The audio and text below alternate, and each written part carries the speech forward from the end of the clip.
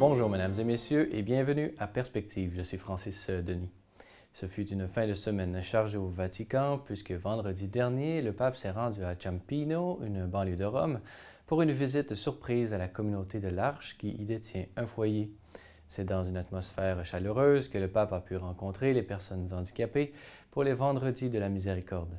Par cette visite, le pape François a voulu souligner la nécessaire intégration de toutes les personnes, spécialement des plus vulnérables, ainsi que de manifester son opposition à la culture du rejet.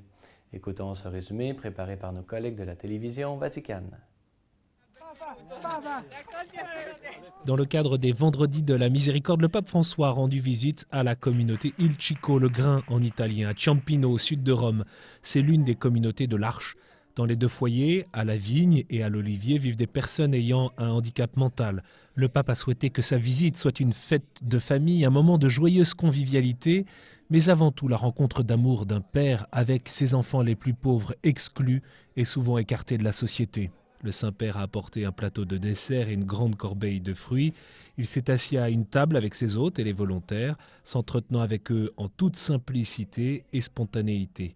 Il a écouté Nadia, Salvatore, Vittorio, Paolo, Maria Grazia et Danilo.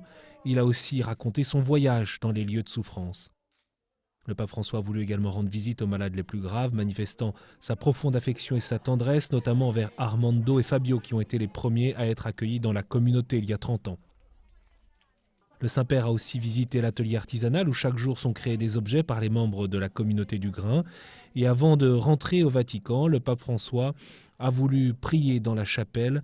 En se tenant la main, il a demandé à toute l'Assemblée de porter dans le monde un peu de tendresse, de la répandre, de l'offrir avant tout à ceux qui n'ont jamais eu de caresse.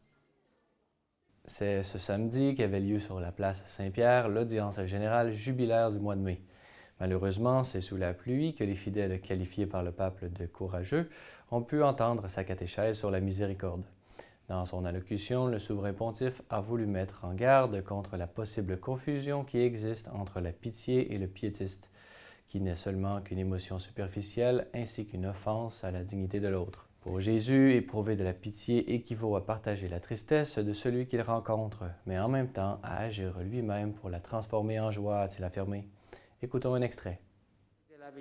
Nous aussi, nous sommes appelés à cultiver en nous des attitudes de pitié face à tant de situations de la vie, en mettant de côté l'indifférence qui empêche de reconnaître les exigences des frères qui nous entourent et en nous libérant de l'esclavage du bien-être matériel.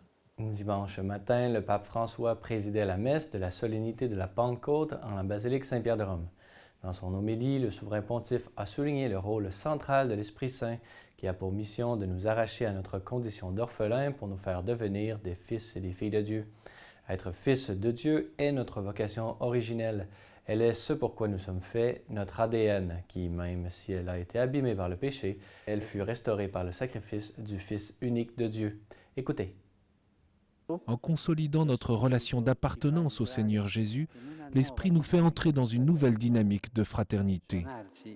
Par le frère universel qui est Jésus, nous pouvons nous mettre en relation avec les autres d'une manière nouvelle, non plus comme des orphelins, mais comme des fils du même Père, bon et miséricordieux. Et cela change tout.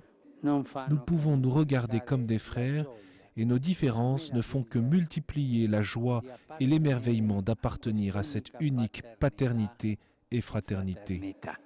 Tout de suite après la messe, le pape François s'est rendu à la fenêtre du palais apostolique pour présider à la traditionnelle prière du Regina Coeli. Dans son allocution, le pape a souligné que l'Esprit Saint est le défenseur, c'est-à-dire celui qui nous assiste dans notre lutte contre le mal. À chaque fois que nous accueillons avec joie la parole de Jésus dans notre cœur, cela est l'œuvre de l'Esprit, a-t-il affirmé. Écoutons un extrait. L'Esprit Saint ne porte pas un enseignement différent, mais rend vivant et opérant celui de Jésus. L'Esprit Saint fait passer cet enseignement à l'intérieur de notre cœur, nous aide à l'intérioriser, le faisant devenir part de nous-mêmes, chair de notre chair. Voilà, c'est tout pour aujourd'hui. Si vous avez des questions ou commentaires, vous pouvez m'écrire à l'adresse qui apparaît à l'écran. Merci d'avoir été des nôtres. À la prochaine.